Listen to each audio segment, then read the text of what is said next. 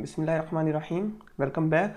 आज मैं आप लोगों के साथ सीसी या सर्टिफाइड इन साइबर सिक्योरिटी के एग्ज़ाम पास करने के लिए सिर्फ़ और सिर्फ 3 टिप्स शेयर करूंगा। लेकिन मैं उम्मीद करता हूं कि ये 3 टिप्स आपने किसी भी और जगह से नहीं सुनी होंगी। तो सबसे पहले मैं इन 3 टिप्स के जो 3 ऑप्शंस हैं इनका हम ओवरव्यू देख लेते हैं। सबसे पहली टिप है हमारे पास, डू नॉट फिक्स प्रॉब्लम्स। हम बारी बारी इनकी डिटेल्स में जाएंगे। सेकंड टिप है हमारे पास, थिंक लाइक अ मैनेजर। और थर्ड टिप है हमारे पास, चूज द रॉन्ग ऑप्शन। ये थर्ड टिप काफ़ी इंटरेस्टिंग है, लेकिन हम जब इसकी डिटेल पे आएंगे तो तब आपको पता चलेगा कि मैंने जो है ये वाली जो टिप है ये क्यों यहाँ पे चूज़ की है। राइट। सो हम डिटेल में जाते हैं। सबसे पहले हम पॉइंट नंबर 1 को पकड़ते हैं, do not fix problems. So her tip को मैंने उसके नीचे एक क्वेश्चन की एग्जांपल लिखी हुई है ताकि आपको समझ आए कि ये टिप किस तरह से काम करती है। सो मैं जूम इन करता हूँ और ताकि हम जो है यहाँ पर इस क्वेश्चन के ऊपर जूम इन कर सके। Right, okay. सो क्वेश्चन है हमारे पास, Ahmed is an ISC squared member and is invited to join an online community or online group of IT security students. After attending a few online sessions, Ahmad learns that some participants in the group are sharing malware with each other in order to use it against other organizations online. What should Ahmad do? अच्छा, ये जो question है इसका background basically अगर आप इसको गौर से देखें तो इसका बैकग्राउंड आपको मिलेगा IC square code of ethics में से। अगर आपको नहीं पता कि IC square code of ethics क्या है तो मैंने वीडियो क्रिएट की हुई है इसके ऊपर, उसका लिंक आपको शेयर कर दूंगा। और ये यहाँ पे आपको ऊपर जो राइट साइड पे डॉट सा आता होता है उसमें आपको उस वीडियो का लिंक नज़र आ जाएगा। सो क्वेश्चन ये है कि अहमद जो है वो एक आईसी स्क्वायर का मेंबर है और उसने एक ऑनलाइन ग्रुप ज्वाइन कर लिया जो कि आईटी सिक्योरिटी के स्टूडेंट्स का है। लेकिन कुछ दिनों बाद उसने नोट किया कि बहुत से स्टूडेंट्स उसके अंदर मालवेयर्स आपस में शेयर कर रहे हैं ताकि उन मालवेयर्स को यूज़ करते हुए वो दूसरी ऑर्गेनाइजेशंस के ऊपर अटैक कर सकें। सो अहमद को इन 4 ऑप्शंस में से क्या करना चाहिए? ऑप्शन नंबर ए, नथिंग, उसे कुछ नहीं करना चाहिए। Option number B, stop participating in the group, कि वो ग्रुप के अंदर जो है पार्टिसिपेट करना छोड़ दे या ग्रुप ही लीव कर दे। Option number 3, report the group to the law enforcement, उस ग्रुप की जो है रिपोर्ट कर दे किसी लॉ इन्फोर्समेंट एजेंसी को। Option number 4, report the group to ISC squared, वो उस ग्रुप को आईसी स्क्वायर को रिपोर्ट कर दे। So in light of this tip, इस टिप को देखते हुए इसका आंसर है कि Ahmed should stop participating in the group. ठीक है। अब बाकी ऑप्शंस क्यों दुरुस्त नहीं है या ये वाला ऑप्शन सबसे बेस्ट क्यों है, उसकी वजह यह है कि हम जब आईसी स्क्वायर से सर्टिफाइड इन साइबर सिक्योरिटी का एग्ज़ाम पास कर लेते हैं या आईसी स्क्वायर का कोई भी एग्ज़ाम जब हम पास करते हैं तो हमारा काम ये नहीं होता कि हमने प्रॉब्लम्स को फिक्स करना है, बिकॉज हम टेक्निकल लोग नहीं होते। राइट। आईसी स्क्वायर के जितने भी एग्ज़ाम्स हैं वो सारे के सारे मैनेजेरियल लेवल के हैं। ठीक है। सो हमें मैनेजेरियल लेवल पे सोचना है, हमें एज अ मैनेजर सोचना है। एज अ मैनेजर हम चाहते हैं कि हमारी ऑर्गेनाइजेशन सेफ रहे और हम सेफ रहें, इससे ज़्यादा हमें किसी चीज़ की टेंशन नहीं है। राइट। सो हमें ना ये टेंशन नहीं लेनी है कि हम उस ग्रुप को लॉ इन्फोर्समेंट को रिपोर्ट करें, ना हम ये ऑप्शन तो बिल्कुल दुरुस्त नहीं है क्योंकि आईसी स्क्वायर कोई लॉ इन्फोर्समेंट एजेंसी नहीं है जो उस ग्रुप को क्लोज कर सके या उस ग्रुप के खिलाफ कोई एक्शन ले सके। नथिंग, ये कोई जो है ना कुछ ना करें तो फिर जो है ना हम IC square code of ethics इसके खिलाफ जा रहे हैं। ठीक है। सो एथिकली ये नथिंग वाला ऑप्शन दुरुस्त नहीं है। एथिकली कौन सी चीज़ दुरुस्त है कि हम उस ग्रुप में पार्टिसिपेट करना ही छोड़ दें। राइट। सो हमें प्रॉब्लम को फिक्स नहीं करना, हमें क्या करना है, हमें अपना एटीट्यूड फिक्स करना है। Right. What do we need to fix? We need to fix our attitude towards the problem.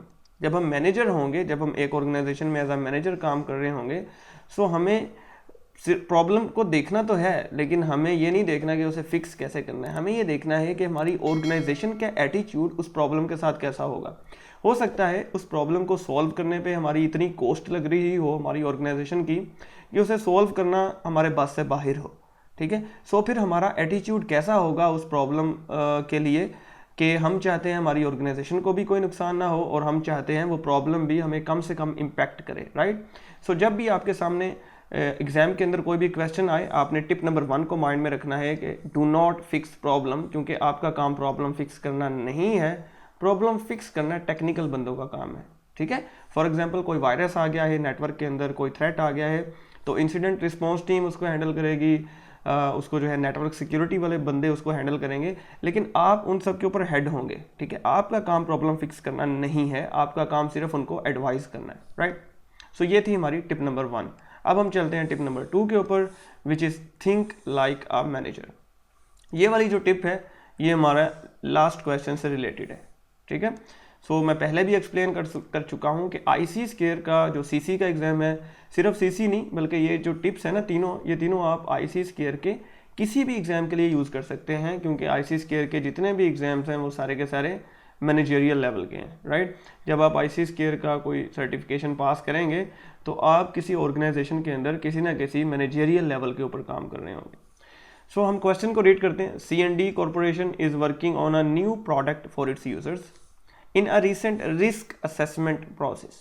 अगर आपको नहीं पता रिस्क असेसमेंट क्या होती है, तो मैं यहाँ पर फिर से जो मैंने वीडियो डेवलप की थी रिस्क प्रोसेस के ऊपर, वो यहाँ पे लिंक दे दूंगा, तो आप उसको देख सकते हैं।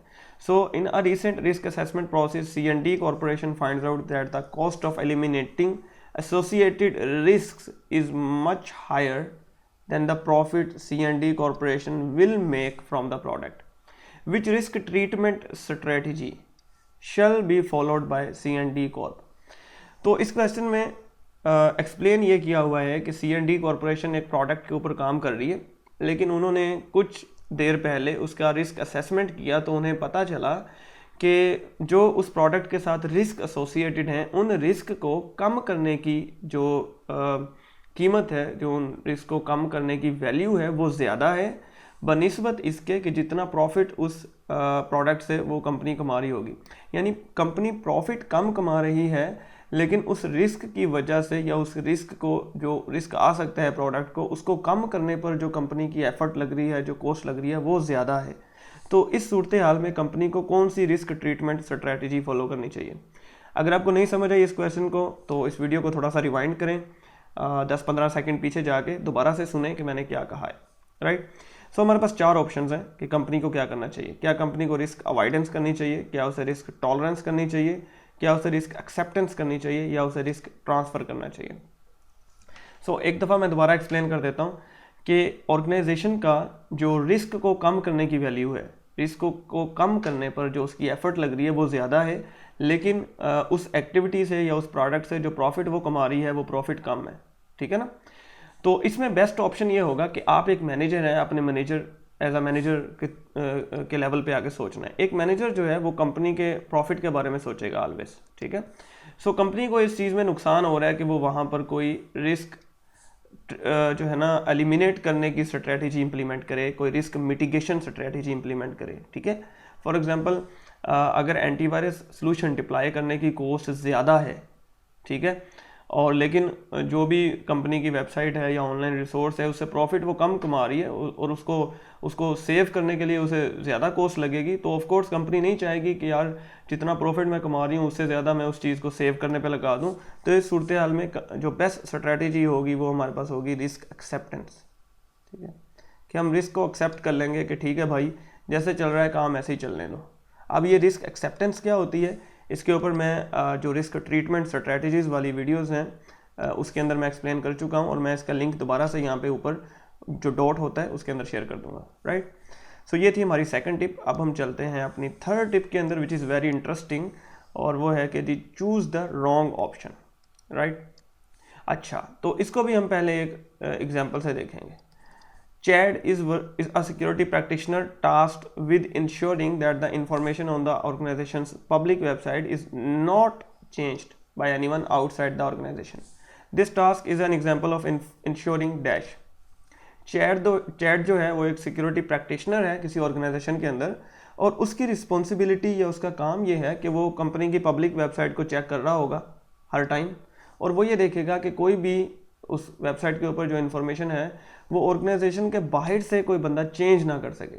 ठीक है, मीन्स उसने ये देखना है कि उसके ऊपर जो इन्फॉर्मेशन है उसको कोई चेंज ना कर सके। सो चेंज से रिलेटेड है ये। राइट, सो अब हमें अगर इस टिप को फॉलो करना है तो हमें सबसे पहले रॉन्ग ऑप्शन चूज़ करने हैं, राइट। अच्छा, तो हम इधर से शुरू करते हैं डी ऑप्शन से। डी ऑप्शन है हमारे पास कन्फर्मेशन जो है ये टोटली इररेलेवेंट है, सो ये रॉन्ग ऑप्शन है, इसको हमने इसमें से एलिमिनेट कर दिया, ख़त्म कर दिया। अब हमारे पास 3 ऑप्शन रह गए। अवेलेबिलिटी को देख लेते हैं। अवेलेबिलिटी यहाँ पर कहीं पे फिट नहीं आ रही, क्योंकि हमें इस क्वेश्चन में कहीं पर भी ये नहीं कहा गया कि हमने वेबसाइट को 24 घंटे अवेलेबल रखना है या हमें यूज़र्स के लिए अवेलेबल रखना है। ये सिर्फ और सिर्फ चेंजिंग के बारे में है, ठीक है। सो ये जो हमारे पास सेकेंड ऑप्शन है अवेलेबिलिटी वाला, ये ऑप्शन भी हमने माइनस कर दिया। अब हम आते हैं कॉन्फिडेंशियलिटी के ऊपर। कॉन्फिडेंशियलिटी का मतलब होता है कि डाटा को राजदारी रखना, डाटा को जो है सीक्रेट रखना, ताकि कोई पर्सन या अनऑथराइज्ड बंदा उस डाटा को अप्रोच ना कर सके, उस डाटा को एक्सेस ना कर सके, उसे देख ना सके। सो यहाँ पर कहीं पर भी ये नहीं कहा जा रहा कि हमें वेबसाइट के डाटा को सिक्योर रखना है, सीक्रेट रखना है, अनऑथराइज्ड पर्सन से बचाना है, कहीं पर भी ऐसा कुछ मेंशन नहीं है, ठीक है।